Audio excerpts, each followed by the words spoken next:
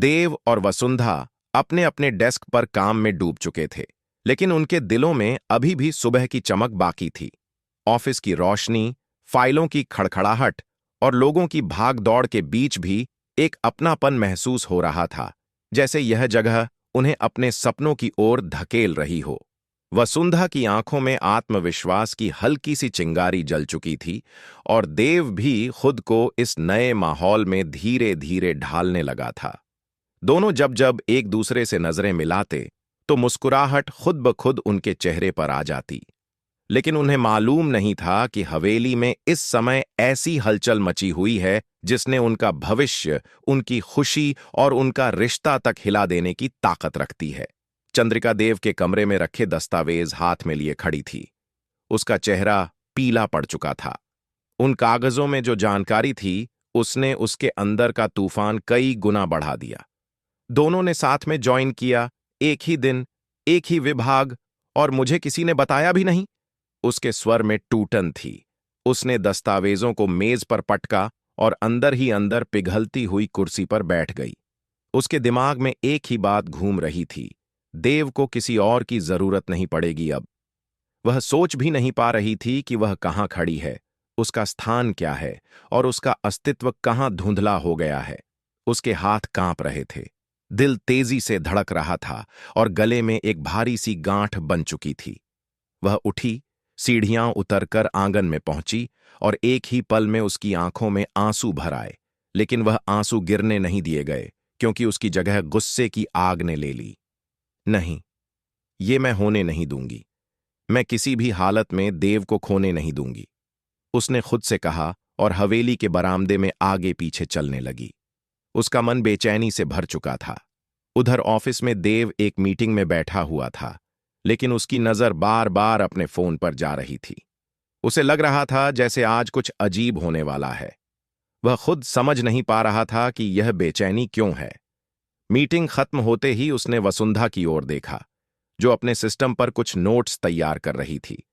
उसके चेहरे पर फोकस की गहराई और मेहनत की तस्वीर देखकर देव की बेचैनी थोड़ी कम हुई। उसे लगा कि शायद सब ठीक है, सिर्फ पहला दिन होने की वजह से दिमाग थोड़ा तनाव में है। उसने हल्की मुस्कान देते हुए कहा, लंच साथ में करेंगे? वसुंधा ने हां में सिर हिलाया, लेकिन उनकी इस शुरुआती खुशी से बिल्कुल उलट चंद्रिका का गुस्सा अब हवेली की दहलीज पार कर चुका था। उसने तय कर लिया था कि वह देव और वसुंधा के ऑफिस पहुंचकर सब कुछ साफ साफ पूछेगी। वह कमरे में गई, अपना दुपट्टा ठीक किया, बैग उठाया और बाहर निकलने लगी। लेकिन तभी हवेली की बुजुर्ग दादी, जो हमेशा चुपचाप सब कुछ देखती थीं, उसने चंद्रिका को रोक लिया। कहाँ जा रही हो इस तरह? दादी की आवाज धीमी थी, लेकिन उसमें गहराई थी। चंद्रिका ठिठक गई। मुझे मुझे देव से बात करनी है।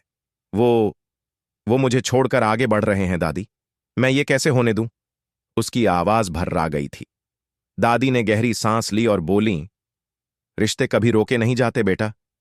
जो रिश्ता जितना मजबूत होता है, वह खुद ब खुद टिकता है। तुम जितना दबाव डालोगी उतना ही टूटेगा। चंद्रिका ने बहरे की तरह उनकी बात सुनी। उसके दिल की आग कम नहीं हुई। अगर मैं चुप बैठी रही तो वह दोनों मुझे पूरी तरह पीछे छोड़ देंगे। उसने दादी को किनारे किया और हवेली के गेट की ओर बढ़ गई। दादी ने पीछे से उसे रोकने की कोशिश की, लेकिन वह तेजी से निकल गई।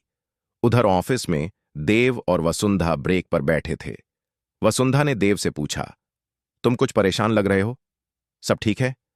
देव ने कहा, हां, शायद थोड़ा ज्यादा सोच रहा हूं।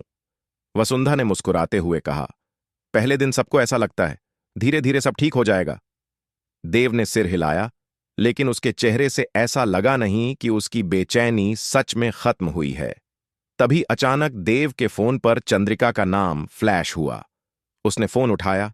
उधर से चंद्रिका की कांपती हुई आवाज आई, देव, मुझे तुमसे बात करनी है, अभी, तुरंत।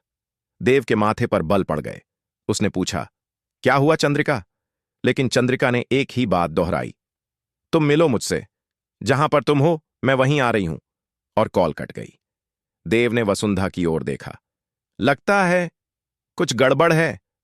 वसुंधा ने चिंता से पूछा, क्या हुआ? देव बोला, मुझे पता नहीं, लेकिन उसकी आवाज बहुत अजीब थी। उधर चंद्रिका किसी तूफान की तरह हवेली से बाहर निकल चुकी थी। रिक्शा रोककर ऑफिस का पता बताया और जल्दी चलने को कहा। हवा उसके चेहरे पर लग रही थी, लेकिन उसके मन की आग को शांत नहीं कर पा रही थी। वह बार बार खुद से कह रही थी, आज सब कुछ साफ हो जाएगा। लेकिन उसे नहीं पता था कि आज जो होने वाला है वह सिर्फ एक बातचीत नहीं होगी, बल्कि तीनों की किस्मत बदलने वाला मोड़ होगा। ऑफिस पहुंची चंद्रिका ने रिसेप्शनिस्ट से देव का केबिन पूछा। उसे देखने वालों ने समझ लिया कि यह महिला गुस्से में है। उसके कदम भारी थे, लेकिन तेज भी। वह केबिन के बाहर पहुंची, दरवाजा खोला और देव तथा वसुंधा दोनों उसकी ओर मुड़े। वसुंधा खड़ी हो गई। चंद्रिका, तुम यहां? चंद्रिका की आंखें